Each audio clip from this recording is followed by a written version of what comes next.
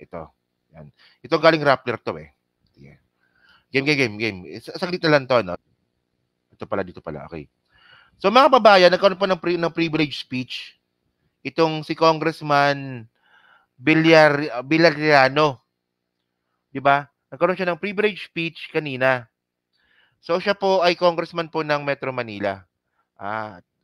Layaw, teka lang ibig sabihin nito, Second District ng Manila. Yan si Congressman Villariano. Okay.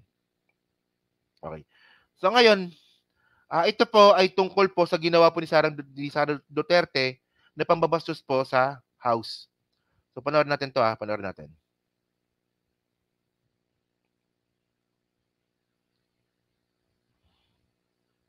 Okay. Ito pala, game, sige. Your visit. Majority Leader. Mr. Speaker, I humbly request that we recognize for his privileged speech the Congressman of the 2nd District of the City of Manila, Congressman Roland C.R.V. Valeriano.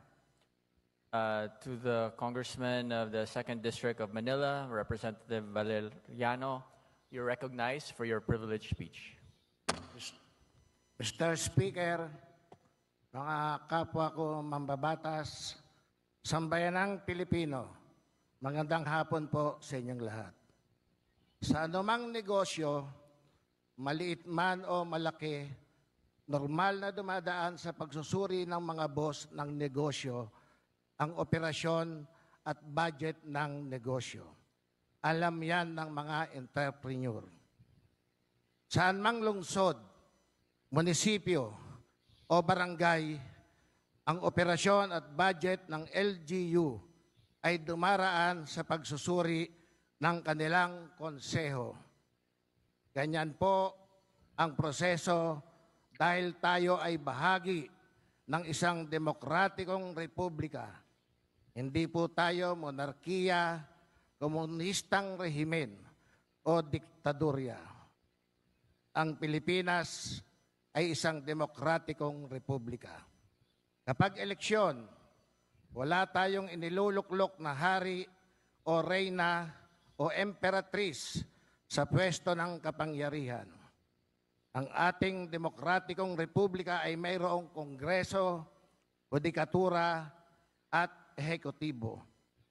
Tatlong sangay ng gobyerno na pantay-pantay at binabalanse ang isa't isa. Tungkulin natin dito sa kongreso na busisiin ang panukalang budget ng ehekutibo at ang panggastos ng mga nakaraang ipinagkatiwalang pondo ng bayan. Hindi pera ng pangalawang Pangulo ang Office of the Vice President budget para sa 2022, 2023, 2024 at 2025. Pondo ng bayan yan. Kaya nga mayroong budget hearings ay para malaman ng madlang people kung paano ginagastos ng mga opisina ng gobyerno ang pondo ng bayan na ipinagkatiwala sa kanila. Ngunit, nitong nakaraang linggo, inilantad ng Vice President ang kanyang hindi kagandahang asal at kawalan ng respeto sa ating saligang batas at demokratikong republika. Dito sa Kamara, hindi natin tinatapatan ng kabastusan ang kabastusan. Maling asal kasi yan. Kita mo, Sara Duterte, bastos ka daw, Totoo naman talaga, bastos naman talaga. Sa Maynila, dito sa... Tinanong nyo, alam nyo nakakatawa dito, no? Bastos kasi Sara Duterte. Tapos sabi ng mga DDS, matapang daw. So magkaiba po kasi yung bastos sa pagiging matapang. Di ba kapag ikaw po ay naging matapang sa maling lugar, ang lumalabas doon, nagiging bastos ka. Bobo tong mga DDS na to Bobo talaga tong mga to Hindi ba? Diyos ko na. Sa Kamara, pamantayan natin ang pagiging magalang kasi kaugaliang Pilipino yan. Maling akala ni Vice President na siya hindi maaring salungatin ng kahit sino. Yan ang nasaksihan natin sa budget hearing ng Office of the Vice President. Maling akala ni BP na may kapangyarihan siyang utusan ng Committee on Appropriation na palitan Correct. ang presiding officer nito. Mabuti tuwiran sinagot ang kabastusang ito sa isang magalang na paraan ni presiding officer. Maling akala rin ni BP na wala tayong karapatan magtanong ng anumang bagay tungkol sa budget ng kanyang opisina. Isang karuwagan at pag-iwas sa tanong ang kanyang sagot. Yan ang nagdudumilat na katotohanan ng nasaksihan natin sa budget hearing. Alam niyo, no, pag may ganyan ng mga congressman na nagsasalita ng ganyan, alam niyo, mukhang nalalapit na po yung impeachment dito. Kasi binwisit mo yung mga congressman eh. Nakalimutan ba ni Sara, no, na yung impeachment is magsisimula sa House? Tanga-tanga din talaga, no? Takot sa mga lehitimong mga tanong ng taong bayan. Sa simula pa lang ng kanyang presentasyon at ayon sa kanyang sinasabi, wala na talaga siyang balak sumagot sa anumang tanong. Sinayang ng pangalawang Pangulo ang pagkakataon na ibida sa sambayanang Pilipino ang accomplishment ng Office of the Vice President. Si Congressman naman wala kang wala kang achievement eh.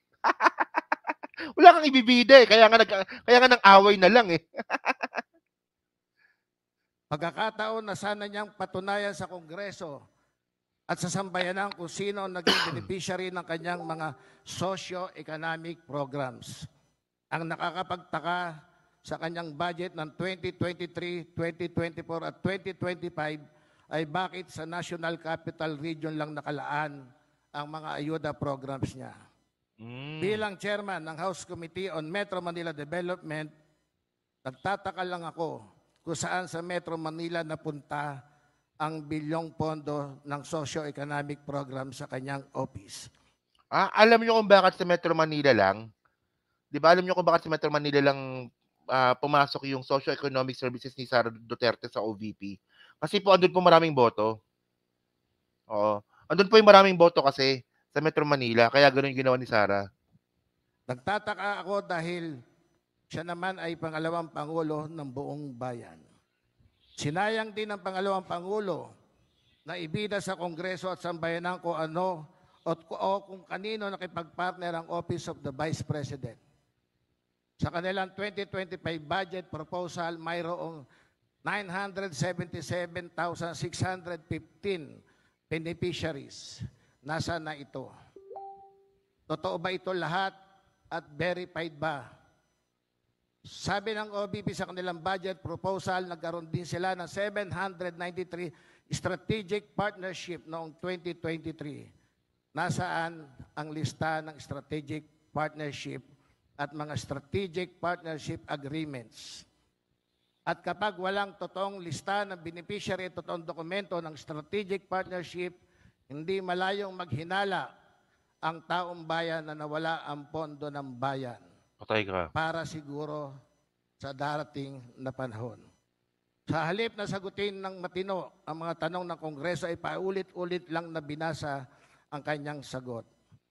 At bilang pagtatapos, nais ko lang pong ipaalala sa mga botante at sa Maynila at sa buong bansa, hindi nararapat sa atin, lalo na't siya'y nag-aambisyon na maging Pangulo, ang ayaw magsabi kung saan ginastos ang pondo ng bayan.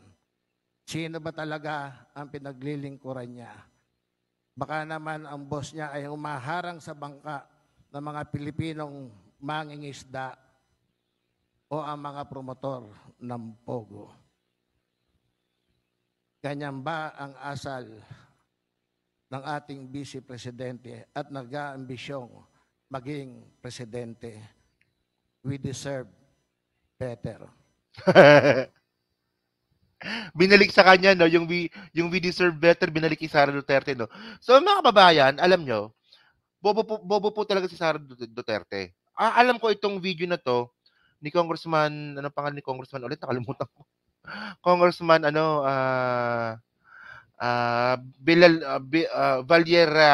Valeriano. Congressman Rolando Valeriano. Ang isasagot lang ni Sara Duterte dito, political harassment. Tingnan ko ganyan kasi bobo yan eh. O di ba? Sasabihin lang ni Sara Duterte diyan, Huwag kayo maniwala diyan kay Congressman. Oh, ang tawag ko diyan, 'di ba, political harassment. Balya Valeriano, okey. Valeriano. Oh, 'di ba? Oh, tingnan niyo, dalawa lang puwedeng gawin ni Sara Duterte dito. Ignore or sabihin niya na naman na political harassment. So, paano naging political harassment na yung tinatanong ka ng hindi ka makasagot? Political harassment ba 'yon? O second district nga daw ng Manila, eh. 'Di ba? Gano'n ba yung political harassment? 'Pag tinanong ka, 'di ka makasagot, tapos sasabihin mo political harassment, eh, para ka namang gago niyan. At mga kababayan, alam niyo kung anong indications nito para sa'kin. 'Pag may ganyang congressman na po ang nagsalita, malaki po yung chance talaga dito na posible na ang kasunod nito impeachment. Mukhang malapit-lapit na po talaga dito. Kasi pinikon mo yung mga congressman, eh. Isipin mo pupunta ka dun sa Kongreso, ang pinaka-intention mo ay hindi sumagot kundi makipag-away. So nakakabastos naman po talaga. At sa mga DDS mga kababayan, dapat alam niyo rin dapat nasa tamang katinoan din kayo. Dapat na alam niyo rin dapat kung ano yung pagkakaiba, 'di ba, nung kabastusan sa katapangan. 'Di ba? O walang boboto kay VP, 'di ba, kay Vice Pusit galing sa second district ng Manila. O 'di ba? So sana nga gano'n yung mangyari, 'di ba? So 'yun 'no, so thank you mga kababayan 'no, so 4 na topic tayo 'no, so mahirap pala sabayan si Coach Jared 'no. Hirap pala kasabayan si Coach Jared, si Mima 'no, tsaka sa live stream. So 'yun mga kababayan, so diyan po sa team replay ano nga po masasabi niyo nga po dito, na kayo ba nag-agree ba kayo dito sa sinabi nga po ni, Congressman Valeriano na tungkol nga po kay Sara Duterte na parang tinawag niya na ano, na reyna. 'Di ba reyna daw po ng katangahan. So 'yun 'no, so maraming salamat sa inyo lahat. Kita na lang ulit tayo bukas ng gabi.